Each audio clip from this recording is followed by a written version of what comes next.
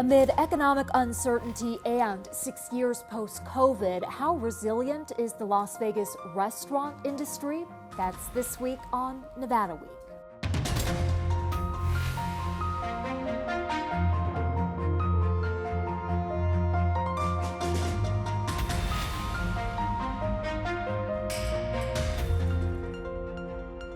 Support for Nevada Week is provided by Senator William H. Herrnstadt and other supporters. Welcome to Nevada Week. I'm Amber Renee Dixon. Restaurants help drive the Las Vegas economy, and the pandemic forced them to transform. 6 years later, they're still confronting the high costs that COVID ushered in. Yet a new report from the National Restaurant Association says America's restaurant industry is poised for a year of measured growth. So what do Las Vegas operators think of that, and how are they navigating the ongoing economic uncertainty? For that, we turn to our panel of experts: Sasi Potidagmai, owner and founder of Wira Thai Group; Amanda Bellarmino, an associate professor at UNLV's William F. Harrah's College of Hospitality; Regina Simmons, owner and founder of the vegan fast casual dining outlet Tacotarian; and Chef Bruce Kalman, owner of Soul Belly Barbecue. Thank you all for joining us. And we are at High Stakes Restaurant in Las Vegas atop the Rio, a beautiful location. This was started by acclaimed local chef James Trees. He was supposed to be a part of this panel, had something come up, but he opened this in October, which is fairly recent, and we have a couple of panelists here who are about to open or did open a new restaurant. Bruce, I'll start with you. What do you have coming up at Miracle Mile Shops, and why that format of dining? So we are opening a quick serve version of Soul Belly Barbecue. Why that versus another restaurant?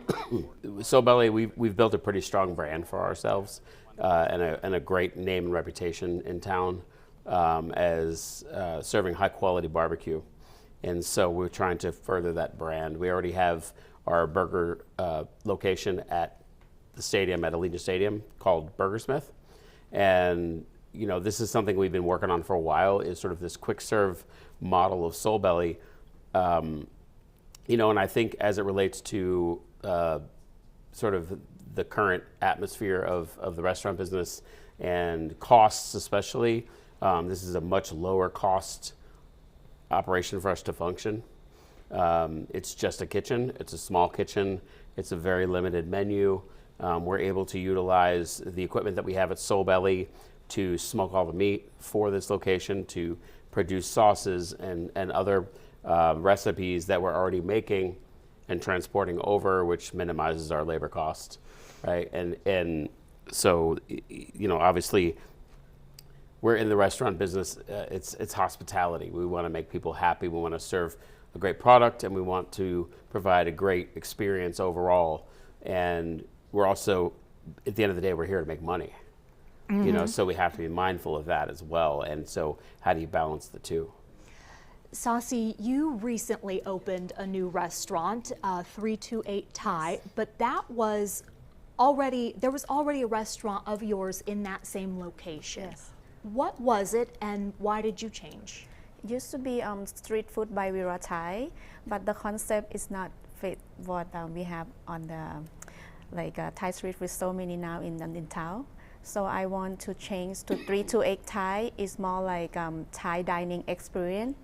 Inspiration for me and my husband. We like to travel, and we want Thai food to be upscale. What is it about Las Vegas restaurants saying, and this is for you, Amanda, it has to be an experience? When did that begin, and why? Well, a lot of it comes from our guests, right? I mean, when people come here, this is magic land. This is where you come and everything's going to be different. We want everything to be elevated, our customers do, when they come to visit us. And so that's what we're seeing reflected in our dining, and we're seeing it reflected throughout the city, because, you know, one of the things that we saw last year when we had sort of that dip in visitation is a lot of the visitors who came here we're going off strip and exploring some of our wonderful local restaurants.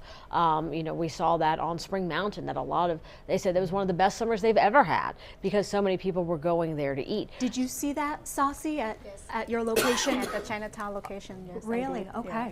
And so we're seeing that as our visitors come in, they want more of an experience. They want everything to be a little bit special, a little bit different. And that's what has really, I think, changed within the last 10 years, but especially post-COVID, because we were all, we all got tired of making our own sourdough bread, and we wanted things that were going to be different and unique. And I think that that's what we see reflected in consumer taste now.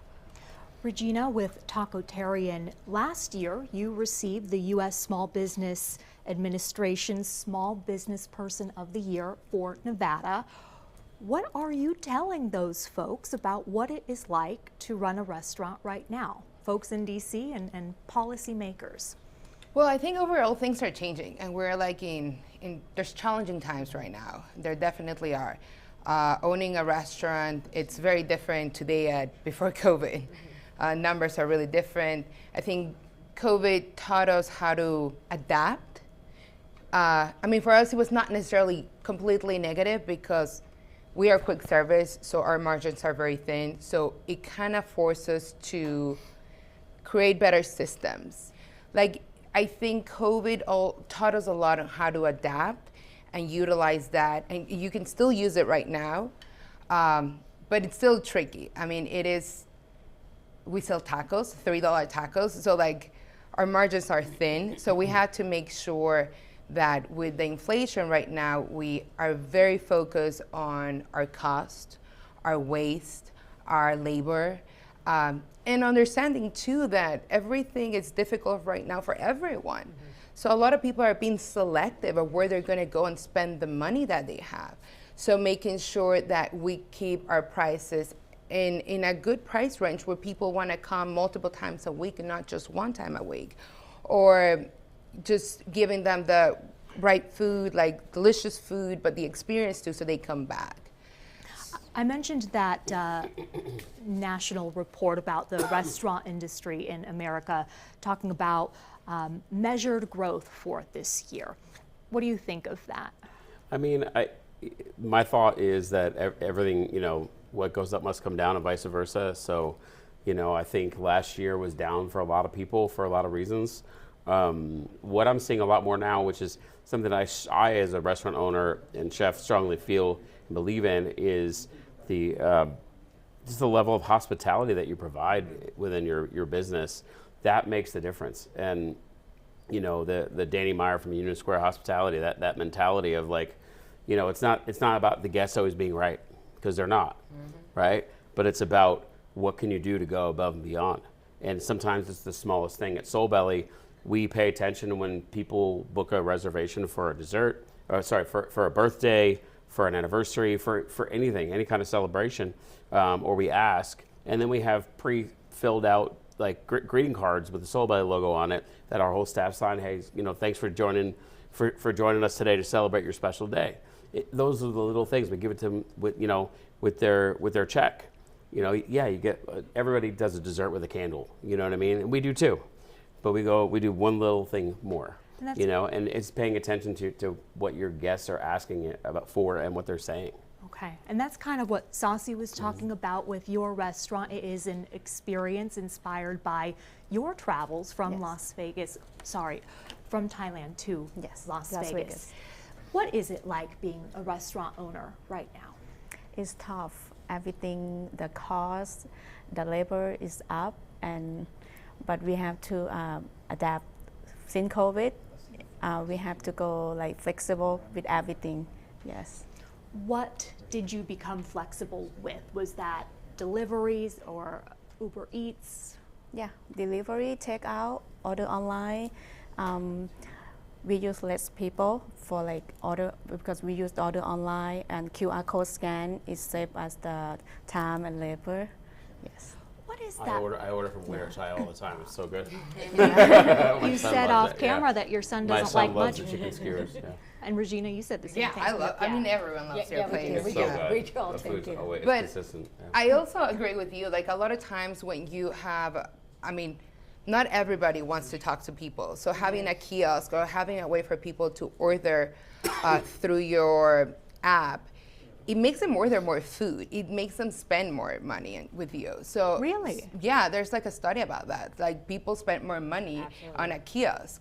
So Is there something psychological with that? I think they just see pictures and they're like, and I like this and I like that. That looks I'm good. like, I'm totally like that. I will just Well, I think it's the same thing when you know, that's why we all buy so much stuff from Amazon, right? Because it's all right there in front of you. Exactly. So and it feels more personal than looking at a menu board or a physical and menu. you don't have the pressure of like having someone in front of you ordering fast, or like we sell Mexican food, sometimes they don't understand what is that or this. Like right there they can just look at pictures, read ingredients, Right. and just keep ordering. So there's definitely a part where like it's nice to have a person that people remember and they make a connection with your employee, and that is great because that experience, they're going to remember that person when they came in and the person when they left. But there's like different ways now that you can do that through social media or with a good marketing around your brand. How much has social media changed the restaurant industry?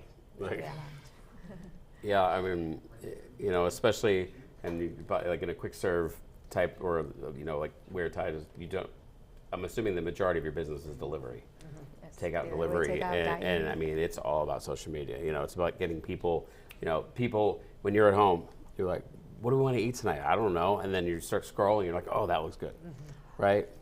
People are looking Social at their media helps you for decide on pictures what. of food. It makes up your mind for you Yes. for And then, people. Amanda, when we were talking ahead of this, you mentioned your students are I have food- students that are influencers. We've seen students that are influencers, or they are so influenced by that they'll go to an influencer to decide where they're going to go to eat. Whereas other people, like I wouldn't necessarily do that, but you see that especially with Gen Z, is that they're so influenced by this and people that they're loyal to, and it's going to make them go places and make them do things. We see that a lot. I mean, restaurants are not hospitality, just hospitality. There's like they're media brands. So there's definitely a lot that you can take advantage with social media you can reach more customers, and then you can get back to those customers. Right. So like if you have a good social media team with influencers or with good pictures or good videos, you can attract the people to come in. But once you have them, you can go back to them just like, hey, remember that taco? You love it. You want to order it again, So like so- you're sending them a DM or something well, like that? with our loyalty program, like if you sign in, we have a way to get back and be like, hey, we know you like this taco. It's Tuesday. Let's go to Taco Tuesday, like. Yeah. So no, there's definitely different ways and different approaches that you can have with it. But I really think social media, it's a great tool for restaurants today. Do you want to add to that, Saucy? Or you could also talk about tariffs. What kind of impact have they had on you? The impact that I have is labor. Since COVID, we got short of staff a lot, and then we have to keep training new staff. And when customer came, the quality, the food is taste different because we have to keep training the new chef every time. Why aren't Yeah. people staying? Why aren't I don't know. employees staying? I feel like since COVID, they have to go around, shop around, maybe shop restaurant. Since COVID, everything Yeah. has changed. People's Yeah. loyalty is different. I've noticed, and I don't know if it's because during COVID, people could collect unemployment, and I remember because we opened May of 2021. Right. So we were interviewing and hiring, and I would put out an ad, and I would have to respond to 20 people to get like 3 people to actually show up to interviews, because as long as you showed in an email that you're applying, you can continue to collect those benefits. So it sort of empowered this mentality of, I don't have to work to make money. And I feel like that still it hasn't rebounded fully yet. Regina, what do you think? I think there's like a new mentality in our society too. You just see it, and we have to adapt and work with the employees that we have to make sure we're working around their schedules, around their it's not so much before when we're like, this is the schedule, this is when you have to come. now we have to work a lot more with them to adapt around their lives and their schedule to make sure we have a good balance and we have good employees at the restaurant. But you know, oh, do you want to add something? Yeah, I was going to add, I think some of the things we've seen too is that a lot of those people that are young and in the workforce now, at least 1 year of their education was online. And that did backlashes on their ability to socialize, to work well with others. It's not, it's just a fact. It's not a commentary on them as individuals, but it just took them out of that. And so I think it makes them a bit more introspective. I think it makes it a little bit harder for them to be accustomed to being in the workplace. And so I think that that's part of what we're seeing. Yeah, and a lot of them like that. Yeah. Like I go back to my daughter. My daughter's like, I want an online job where I can be at home and I can be at my computer and just answer everyone through there. I'm like, you know, there's a lot of people who really enjoy the COVID time, staying home for months and not doing much. Yeah. So we just have to know that it became an okay for them, a new normal for them to be okay being that person without being hustling and working and taking all these 3 jobs at a time. Well, and there's also people within that scope that are on the opposite end of the spectrum, right? That do want to come out, that do want that next level experience, and and that's where trying to capture business, you capture business by creating the experience, because people, they're going to forget what you did, they're going to forget what you said, they're going to forget what they ate, but they're going to remember how you made them feel. Absolutely. And overall, if they have this incredible experience, or if you acknowledge somebody like, hey, I heard it was your birthday, if you have every single staff member go by that table to say happy birthday, that person's never going to forget that experience. I think you were telling me off camera that desire for human interaction Yeah. led you to getting rid of QR codes. Oh my God! When we opened Soul Belly, probably the absolute worst time. And is that because you had no choice? You had already put that much work in. Yeah, we started the process. We were actually supposed to open in February, and we opened in May, so it's actually not too bad in the world of 2021. restaurant Not in opening. restaurant, yeah, Not in that's fine. not in the world of restaurant openings. But so we opened with the traditional barbecue, get in line, order at the register, and we have it's called the meat and 3, where we carve the meat and all the sides are out there. We do it right out front, and you sit down and we run the food to you. That was our level of hospitality, and then they would also offer more drinks and whatnot. And then people got tired. People didn't want that, so we tried QR codes. Figured out, everybody's into QR codes now. Everybody's doing it. People were up in arms about it. I couldn't believe it. I was shocked. So we ended up switching to a full service model. But to what we were saying earlier, you have to adapt. You have to learn to be adapted. You don't want to change what you're doing every 3 weeks. Yeah. But you have to listen to the majority of people and pay attention to your business level. If people are complaining and your business levels are dropping, something's got to change. And that's a very good point, because like every restaurant is different, right? So you have to see your customer, see what's working for them, and then just adapt and focus on what's working for the experience and to be able to make money too. Amanda, how are you teaching resilience to your students? So I think a lot of it is, bringing in speakers like you and bringing in people to tell these stories, to see that. Pick a new career. But our students love food and beverage. We are actually developing we have a general hospitality degree, but we're developing a food and beverage degree just because of the need and desire. We're developing a sports management degree because of what we see in the exponential in sports. We're developing a technology gaming degree because of that. Because the people who do our technology don't know what we do on a daily basis. So it's all those kind of things that we're seeing, because we're seeing that demand from our students, from our growth. But we try to teach them, within. To go back to Amber's question, we're trying to teach them in resiliency, what are the different things that businesses do? What can you do? What are your things? I have an assignment where I have my students, okay, you have your resume. Now adapt your resume for these non-hospitality jobs if you had to do that. Now adapt it for a hospitality job you don't think you would want, because that's kind of where most people's career goes, is you think you're going to do this, but you end up doing that. And helping them to really understand those things. Saucy, you are also opening a Thai-Japanese restaurant. When is that? It's coming up in a couple months. And Yes. so some people might think, hey, the economy can't be that bad if you're opening another restaurant. I have commissary kitchen. I want to open like Japanese, adapt to Northeastern Thai because we are Thai. We specialize in Northern Thai food, and we already have our food ingredient. So we just use what we have and adapt into like what we want to do, like Japanese and Thai. It's a very Yes. practical way of going about Well, it. that's smart. Yeah, I mean, menu engineering is so important, especially now.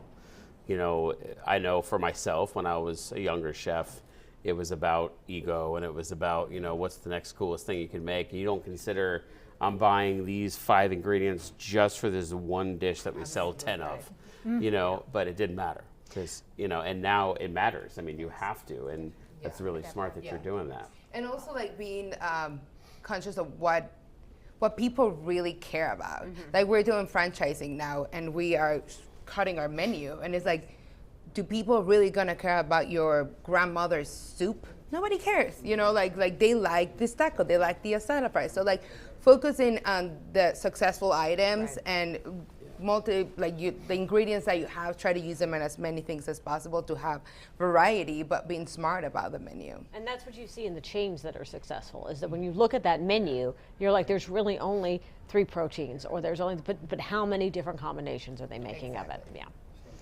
Okay, tariffs. Who's been impacted by them?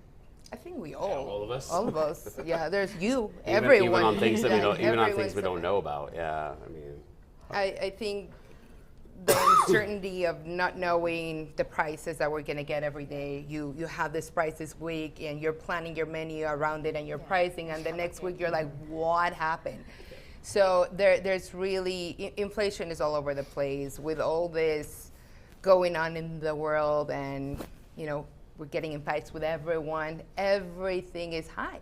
Like, and things that you won't even think matter, but it's like, yeah, gas is up. Everyone is going to have a extra charge to deliver anything to your restaurant. So, you like it or not, everything is going up. It's very difficult for all of us to keep our numbers like in place. We don't want to raise prices, but sometimes we just don't have a choice. We need to survive as well. And I know I mentioned some of the restaurants that you have opening, but you were telling me on the phone, Regina, you have a lot of friends closing their restaurants. Yeah. When did that start? I mean, I think this year alone, like we've had, I mean, it's been 3 months only, and you can see restaurants left and right. I mean, just go to Facebook right now. They're gonna tell you about 3 other restaurants closing, and it sucks because we're all restaurant owners. We know how difficult it is. You put all your savings, all your heart in this, and seeing that this economy is making it almost impossible for us to survive, and seeing them close, it breaks your heart. And it isn't just this year. I mean, it's we saw it last year. We've seen. I mean, it's just everything has just been exponentially getting harder and harder. I think. Absolutely. Yeah. And I think when you talk about the growth, I think what we're seeing in growth nationwide is just consumers are a little bit more likely to go out. And we're a very different market. Let's say that, but when you look throughout the rest of the country, you see some more consumers going out to eat that had been perhaps holding back, but they're cutting in other areas, which I think is why they're saying we see some growth going. But at the same time, you're seeing other businesses closing, and you've seen it year after year, and it's just been very hard. I mean, the increase in prices is just hurts businesses like this so much because those margins are so thin. A message to lawmakers, any kind of policy change you would like to see?